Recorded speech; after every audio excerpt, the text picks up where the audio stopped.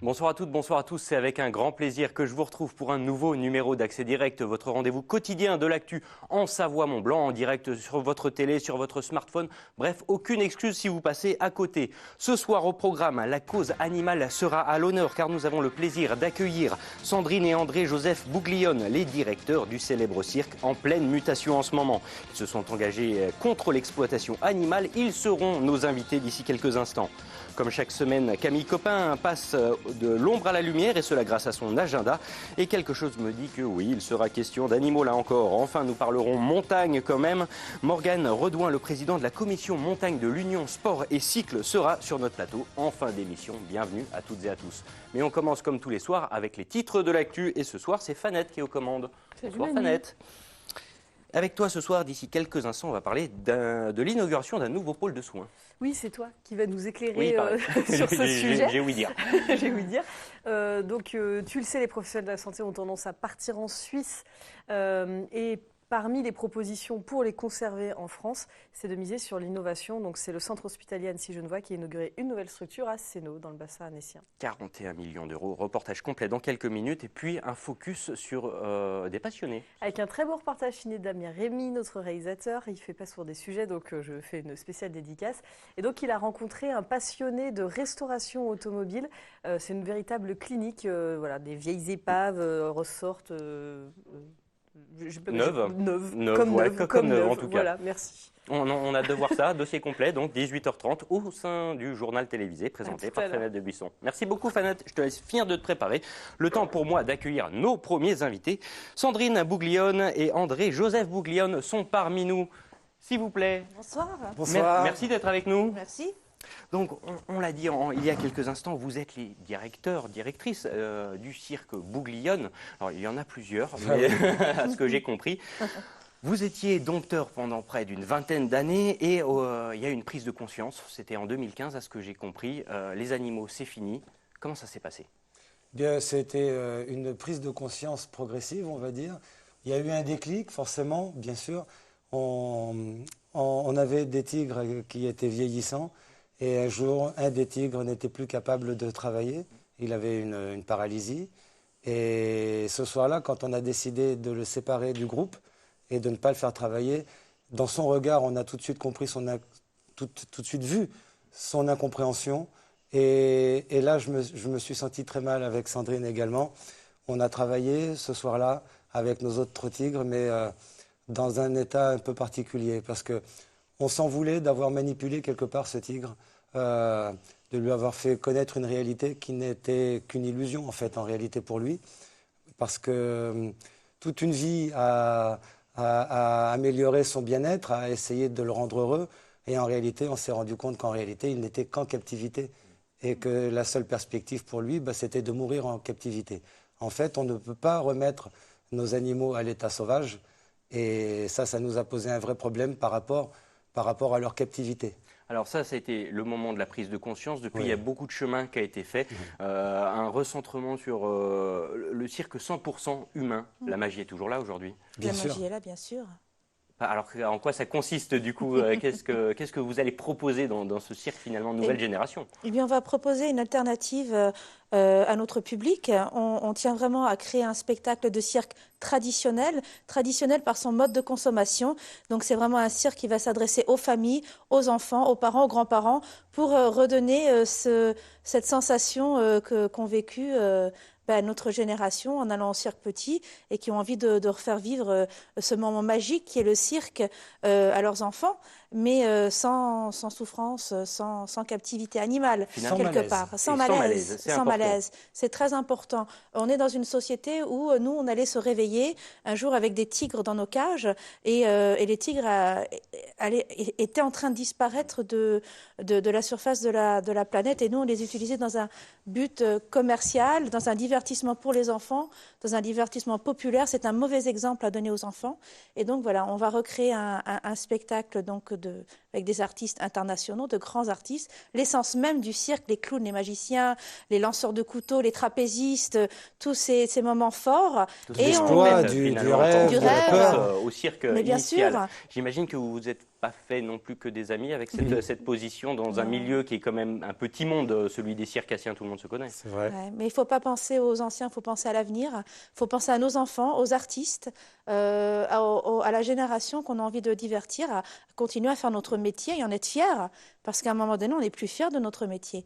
On a envie de donner des paillettes, donner de la joie. Et ce n'est pas avec des animaux derrière des barreaux. Donc voilà, c'est avec des humains, avec des hologrammes, de la nouvelle technologie, des costumes, de la musique, enfin tout, Alors, toutes les cette prise de conscience, elle s'est fait à peu près de pair avec l'opinion publique qui vous a tout de suite suivi. C'est vrai. Le gouvernement, on en parlait depuis 2014, enfin il y a eu la loi de 2011 qui Le fixait décret, oui. les conditions de détention des animaux dans les spectacles. Ensuite, il y a beaucoup d'autres villes qui se sont engagées pour ne plus recevoir des compagnies avec des animaux. Pourtant, maintenant, on en attend un peu plus du gouvernement. Il y a des annonces qui doivent arriver, selon Elisabeth Borne, la ministre de l'écologie. Vous attendez quoi, vous, concrètement, que ça aille plus loin? Alors en réalité, nous, vous savez, quelque part, on n'est pas dans la politique ou dans cette proposition-là. Nous, on est dans une proposition alternative. C'est-à-dire que le rêve, pour moi, c'est qu'on évite de voter la loi, tout simplement parce que les cirques auront fait comme nous, auront renoncé d'eux-mêmes. Là, il n'y aura plus besoin d'une loi. C'est pas un peu Malheureusement, utopiste comme vision des bien choses? sûr, c'est une utopie. C'est pas parti pour, malheureusement. Et je pense que, malheureusement, mais comment dire, c'est inévitable. Une loi va donc bientôt être promulguée dans ce sens. ça va C'est dans une le bon évidence. sens, en tout Ça cas. va dans le bon sens, effectivement.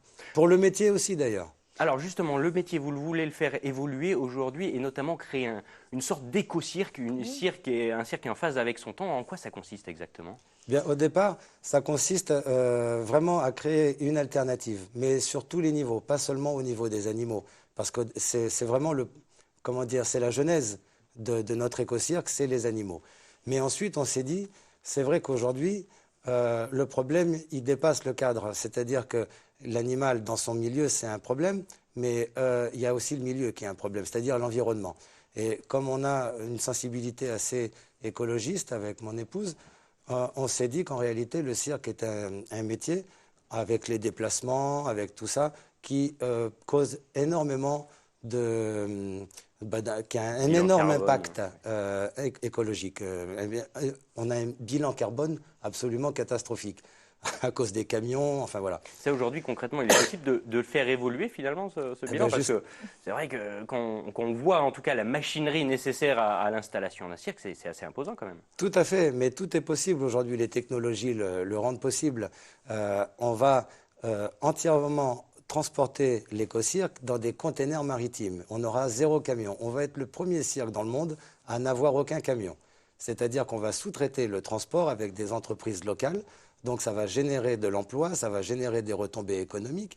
Et en plus, avec un cahier des charges qui demandera aux transporteurs de nous transporter plutôt en priorité par voie fluviale ou par voie de chemin de fer, par le chemin de fer, et quand ce n'est pas possible, par la route. Mais c'est vraiment notre ambition, notre objectif, d'aller le plus possible vers un 0 impact, en fait. Et aussi dans le divertissement, quelque part, c'est que nous serons un cirque, certes sans animaux, mais pour les animaux, car on va pouvoir expliquer aux enfants qu'en venant voir un spectacle, donc en se divertissant, ils vont agir. Donc agir pour la planète, on va replanter des arbres, donc avec un partenaire Reforest Action, chaque enfant aura un arbre de replanter, donc on aura la sensation d'être utile.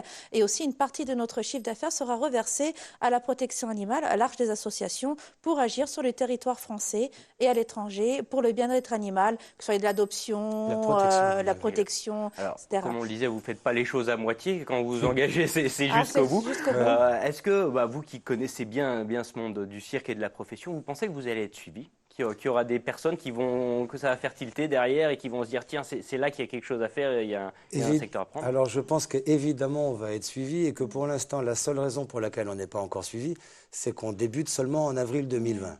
Et pour l'instant, la démarche qu'on développe, c'est une démarche qui fait peur pour nos confrères. Parce que c'est renoncer à quelque chose qui fait notre culture, notre histoire. Et vraiment, depuis toujours, depuis enfant, je suis élevé là-dedans, dans cette optique de continuer et même de transmettre à mes enfants. Donc je comprends tout à fait mes confrères qui ont peur, parce qu'aussi dans le métier, il y a un leitmotiv classique, c'est dire sans animaux, on est mort.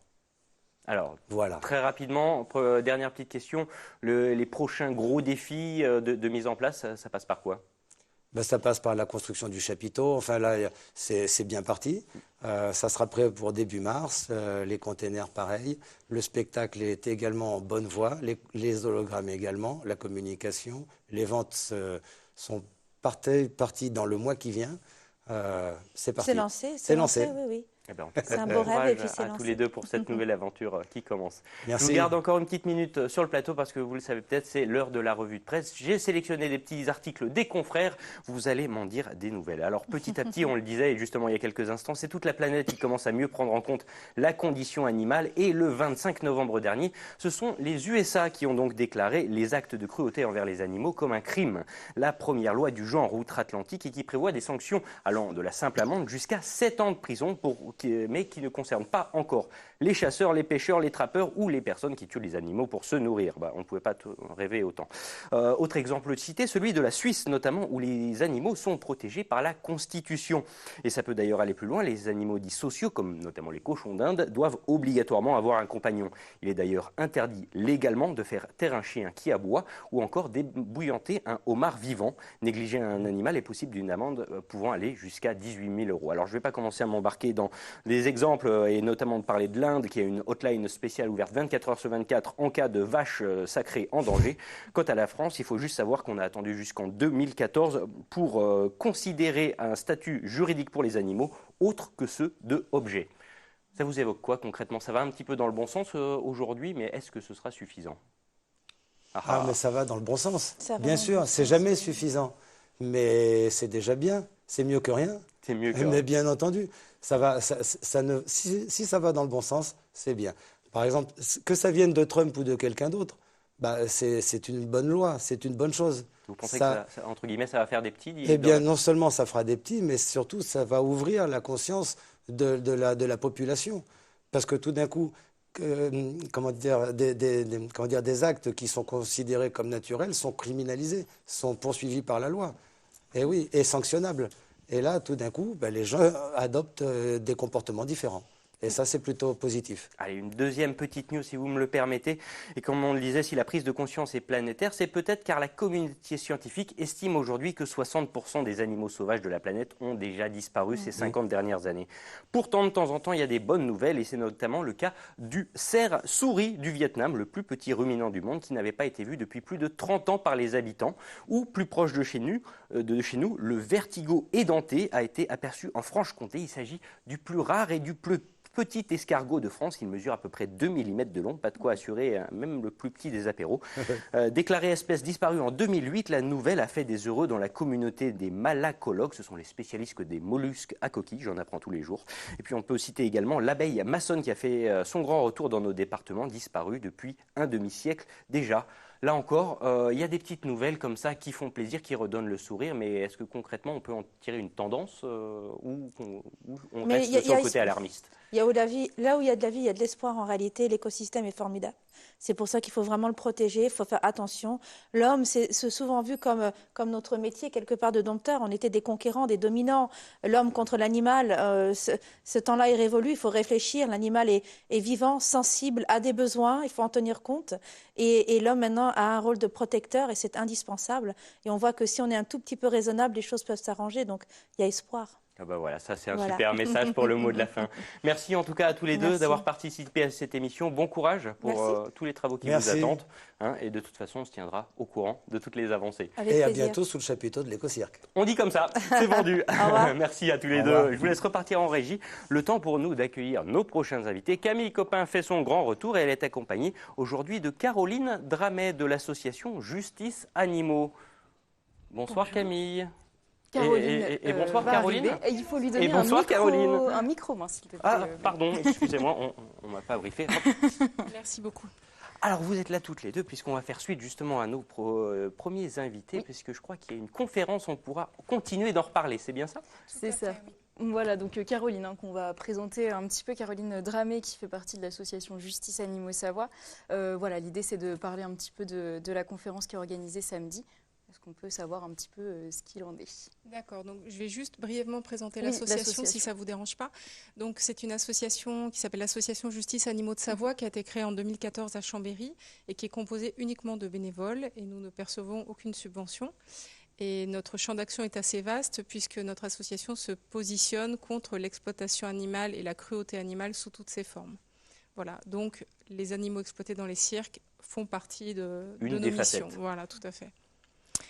La conférence de Donc samedi, la conférence qui aura- de demain, voilà. parce que De demain, ça ça arrive vite. Donc c'est une conférence débat qui aura lieu à la salle Jean Renoir à Chambéry, 30 rue Nicolas Parent. Donc c'est une conférence débat qui permettra au public d'échanger vraiment de façon interactive avec Sandrine et André-Joseph Bouglione ainsi qu'avec Nathalie Dehan qui est leur chargée de communication et vraiment au public via des micros pourra vraiment les interpeller, leur poser des questions, comprendre leur cheminement, qu'est-ce qui fait que voilà ils ont pris cette décision phare en 2017 et voilà et ils vont nous parler de leur éco-cirque, voilà. C'est un événement qui est gratuit. C'est un événement qui est gratuit, donc la conférence débat aura lieu de 14h à 16h. Ensuite, il y aura une conférence de presse de 16h à 16h30. Et à partir de 16h30 jusqu'à 17h30, notre partenaire, la librairie Garin, nous permet de faire une séance de dédicace du livre d'André-Joseph Bouglione qui s'appelle Contre l'exploitation animale, l'envers du décor, un ancien dompteur témoigne. Voilà, donc c'est gratuit, c'est volontaire, c'est vraiment pour permettre à un maximum de personnes de venir. 350 places, nombre de places limité, donc voilà, on espère qu'il y aura Faut du pas monde. venir, il faut prévenir les premiers. Voilà, il va falloir jouer des coudes à l'entrée. Ouais, on n'en attend pas moins. Voilà. Merci beaucoup Caroline pour Merci toutes à ces vous. précisions. Merci beaucoup. Bon courage pour la Merci suite. bien. Merci Et on Caroline. vous libère et du coup Camille, si je ne m'abuse, on va continuer avec des animaux et même ceux qui veulent jusqu'à Noël. Voilà, la transition est faite, c'est le Noël des animaux à la SPA. Voilà, c'est un événement qui permet aux équipes et aux bénévoles de répondre à toutes les questions des futurs adoptants. C'est un événement qui permet de sensibiliser, comme tu le disais, à l'adoption responsable, mais surtout, voilà, c'est important de le dire, on n'achète pas, on n'adopte pas un animal pour Noël comme on adopterait, comme on achèterait un jeu de société. Le but, c'est vraiment de sensibiliser là-dessus, de répondre aux questions des futurs adoptants. Et voilà, en tout cas, c'est quand même une belle période si le projet est mûrement réfléchi depuis longtemps. Voilà, ça peut être la bonne période. Ça se passe donc dans les 32 refuges de France. À la SPA Annecy-Marlioz, côté Haute-Savoie, ce sera donc ce dimanche de 14h à 18h. Et en Savoie, ce sera au refuge de Chambéry. Mais ça se fera un petit peu plus tard, ça se fera la semaine prochaine, le dimanche 15 décembre de 10h30 à 17h. Voilà, si jamais vous retrouvez toutes les infos sur les pages Facebook des SPA et sur le site. Bon, ça c'est le genre de programme qui te parle et pour les gens comme moi, il y en a aussi. Mais oui, il y en a par exemple avec la première montée aux Arcs. Ah ça, voilà, là, Je tu me pense qu'on connais est un bien. peu plus dans ton domaine. Ça se passera donc demain samedi.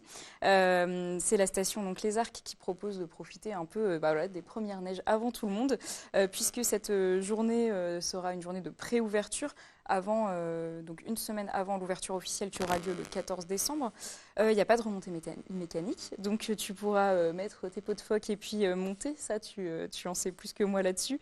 Ça se fait à 9h. Le rendez-vous est donné avec un petit déjeuner offert au lieu dit Pré Saint-Esprit à Arc 2000. Et le départ est donné à 10h. Donc ça laisse un petit peu de temps pour venir. Il y a un petit brief qui est fait sur les règles de sécurité. Hein, on le dit jamais assez, il faut faire attention quand même en montagne, avec 2 parcours possibles, 2 niveaux de difficulté. Je pense que toi, tu seras dans le niveau on verra bien, je ne m'engage pas. Par contre, on est en train de me stresser à l'oreillette. Je crois que j'ai dépassé un peu les timings. Je fais vite alors. Il y aura un déjeuner offert à la fin de l'événement et les inscriptions se font en ligne ou à événements@lesarcs.com. Si on est du côté de Megève, on peut s'intéresser aussi à l'aménagement et l'architecture. C'est la 3e édition du salon Interalpin Architecture de Megève. Ça se passera donc tout ce week-end. On peut en profiter plutôt dimanche puisqu'il fera moins beau que demain. Il y a 80 professionnels et marques qui vous attendent sur 3500 m² pour parler architecture, aménagement, etc. Vu la période, la thématique sera spéciale Noël pour l'art de la table, etc. Et vous avez donc jusqu'à dimanche pour y aller. Ça se passe au gymnase du Palais à Megève, de 10h à 19h. Et le tarif est à 5 € l'entrée et gratuit pour les moins de 12 ans. Tu nous en fais un petit dernier pour la route? Oui, le Salève Game à la Maison du Salève. C'est un événement une visite un petit peu décalée qui consiste à en connaître un petit peu plus sur la Maison du Salève. Ça se passe ce soir à 19h donc à la Maison du Salève. En revanche, puisqu'il est un petit peu tard, le timing est un peu serré, mais on peut programmer soi-même ce genre d'événement si vous êtes un groupe entre 8 et 20 personnes. 7 € par personne. Voilà, l'idée c'est vraiment de visiter de manière décalée ce lieu.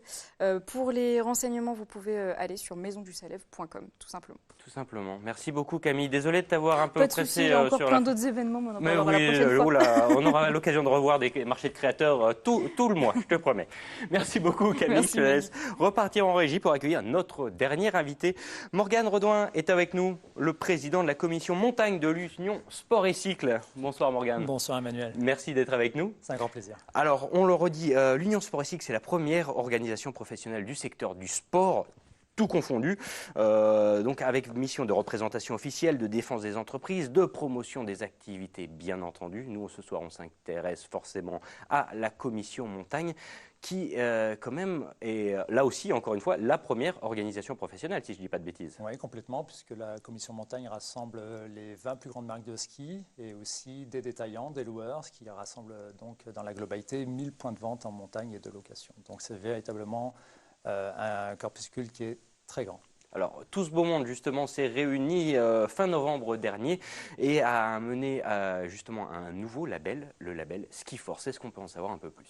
Le label Ski-Force, c'est vraiment l'élément fort qui détermine toutes les actions que la commission montagne mène. C'est-à-dire que nous avons des actions au sein de notre industrie pour travailler ensemble, pour préparer l'avenir de notre industrie, notamment en France. Et puis aussi, on a des actions qui vont vers le grand public. C'est véritablement un des objectifs de la commission montagne, c'est faire la promotion du ski.